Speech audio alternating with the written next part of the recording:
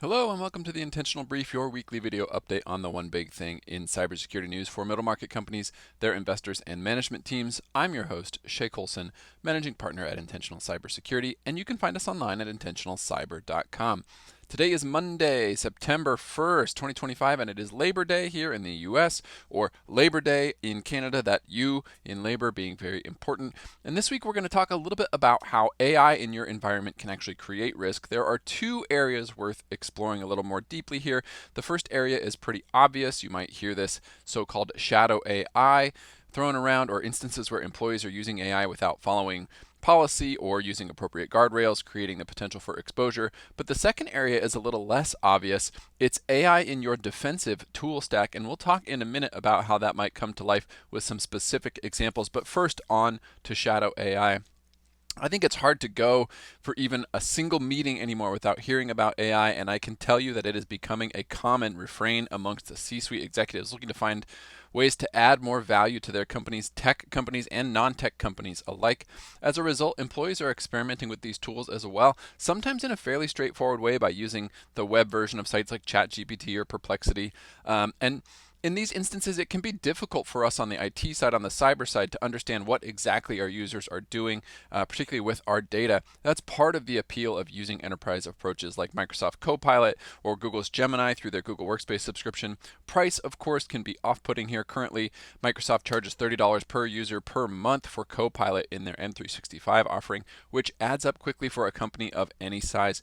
We see clients also who have AI policies in place, who have fully built out approval processes for those folks on the business side who are looking to use these tools. But when we look a little deeper and peek behind the curtain, the truth of that matter is that there just aren't that many requests, even though there's already a lot of usage. So my hunch is if you took a look at your corporate firewall logs for the last 30 days, you would see plenty of traffic to ChatGPT and other AI-based chat sites, not to mention the areas where AI is being baked into products by vendors and deployed into your existing software stack, either on-prem or with web-based tools, without much concern or review. As with many things in security, the basics here will really help you manage this risk, namely training our people about the risks that AI can present to the organization, building strong third-party risk management capabilities, and then partnering very closely with the business to enable these AI-driven transformations in ways that are risk-aware. Speaking of being risk-aware, I'm seeing some interesting moves from attackers targeting AI in our stacks that might be a way that we can start eating our own dog food on the security side with regards to risk-informed AI usage. Over on the malware analysis blog last week, there was an interesting post showing some phishing campaigns that are now explicitly targeting AI embedded models. The email in question uses a fake expiring password message in an attempt to get the user to click and provide credentials.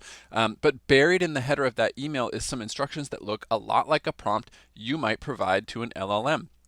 This particular example appears mostly designed to generate activity within that model that might slow or distract or otherwise confound the intended purpose, which one imagines is looking for spam emails. But don't focus too much on the content of the prompt. Look instead at this whole technique or this approach. If we're feeding data, including things like email headers, to AI models, those models may be vulnerable to injections like this, to attacks like this. And we know that security operations centers are already suffering from alert fatigue and looking to rapidly deploy these sort of AI tools to triage alerts and do other things at the front end. So attacks like this can throw these tools off the scent of the actual malicious message, maybe for just this message, maybe for all messages received during a time period as it churns on this resource-intensive analysis loop.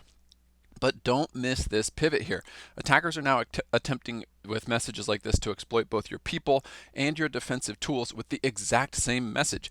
They're building on all of the existing invasion techniques, including using SendGrid to increase chances of delivery, adding an abused Microsoft Dynamics link as the first hop to appear more trustworthy, blocking the automated crawling and scanning of their domain with a CAPTCHA tool, obfuscating JavaScript on that malicious login page, collecting user data to profile the victim when they land, encrypting and wrapping the malicious payload so that it makes it down to the endpoint, and even adding purposeful errors in the phishing message to make it harder to detect. So while this attack is novel today, make no mistake, it will be commodity soon. So use this as a chance to think about how your own tools on the defensive side, now featuring all those new AI tools that you get all those emails about, might actually be performing less well or even adding unintended risk to your operation. Model out a risk management strategy or exercise that you can use to bring to your stakeholders on the business side to show not only an example of how you'd like to see this done, but build some camaraderie around this idea that it's a hard problem and it's something that's happening to IT and security as well. Start now, stay focused, because this is all going to happen very quickly. The attackers have nothing to lose. It is very easy for them to add these sort of things, and the vendor side, the tool side, the user side is still extremely undefined, and so we need to get ahead of this as we can. But maybe not today, right? It is Labor Day after all. From a fundraising perspective, we saw a very light week last week with only about $1 billion, just under actually, in newly committed capital. Maybe not surprising given the end of vacation season and, of course, this impending holiday, but certainly noteworthy as we head into the fourth quarter here. Going to be very interesting to see how it all shakes out. As a reminder, you can find links to the articles that we talked about in the comments section below. You can find back issues and written transcripts of these videos at intentionalcyber.com, and we will see you next week for another edition of the Intentional Brief.